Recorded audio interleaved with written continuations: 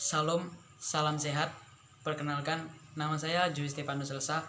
Saya dari kelas 10-4 SMA Kristen 1 Metro. Di sini saya akan membahas tugas proyek kimia tentang biosolar B30 bertanggal 12 Agustus 2021. Biosolar B30 sumber dari www.kdata.co.id, www.pertamina.com, www.liputan6.com, dan Kak Sorta Tobing. Jika kita membahas tentang biosolar, tentu kita akan bertanya-tanya, apa sih itu biosolar?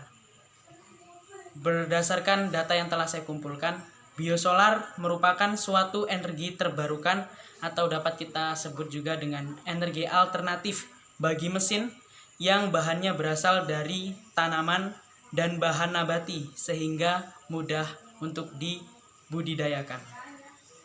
Biosolar terbuat dari 30% campuran fatty acid methyl atau bisa disingkat FAM, dan 70% campuran lainnya adalah solar. Produk FAM ini berasal dari olahan minyak kelapa sawit yang sering kita jumpai biasanya ketika kita sedang berkebun. Kemudian dari pengolahan FAM ini atau setelah jadi biosolar B30, prosesnya akan disalurkan ke titik penerimaan BBM di berbagai cabang Indonesia tentunya. Dengan kebijakan B30, produksi biodiesel nasional terus bertambah. Pada 2019 jumlahnya pun sudah mencapai 8,37 kiloliter. Banyak bukan? Tujuan B30. Nah, ini yang penting. Tujuan B30 adalah dapat menjadi alternatif untuk bahan bakar minyak. Pemerintah menerapkan program ini dalam rangka meningkatkan ketahanan dan kemandirian energi serta nilai tambah industri kelapa sawit. Luar biasa pemerintah kita.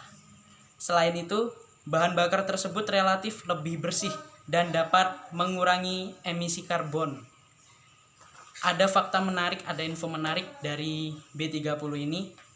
Pemerintah berharap pemakaian biodiesel dapat mengurangi BBM yang selama ini membebani anggaran pendapatan dan belanja negara. Nah, dengan kebijakan ini diharapkan implementasi B30 menghemat devisi sebesar 63 triliun.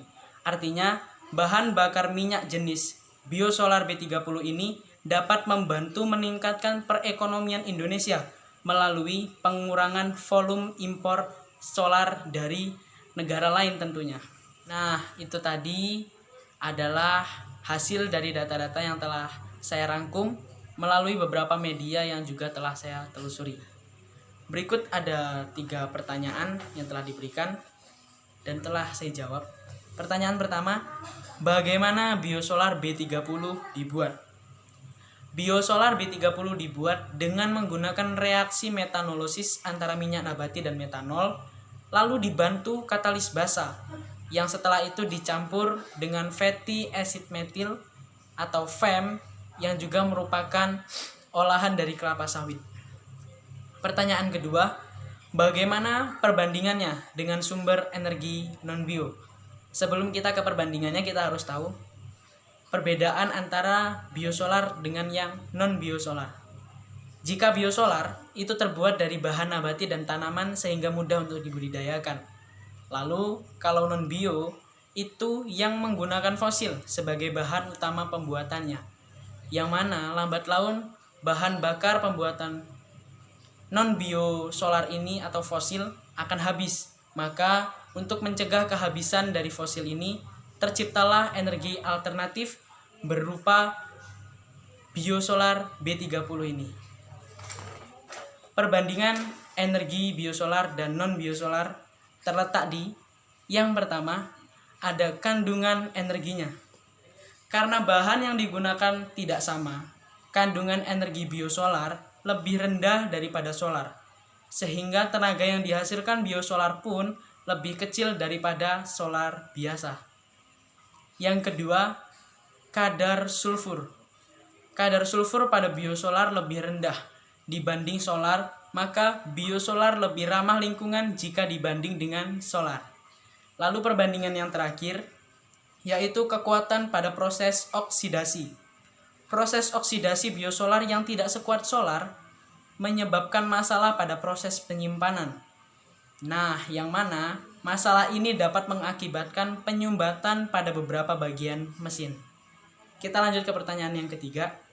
Apakah biosolar B30 mendukung prinsip kimia hijau? Menurut saya, iya, mendukung. Dikarenakan biosolar ini mendesain efisiensi energi yang aman dan rendah lingkungan. Maka biosolar juga masuk ke dalam program pembangunan berkelanjutan 2030 yang ketujuh, yaitu energi bersih dan terjangkau.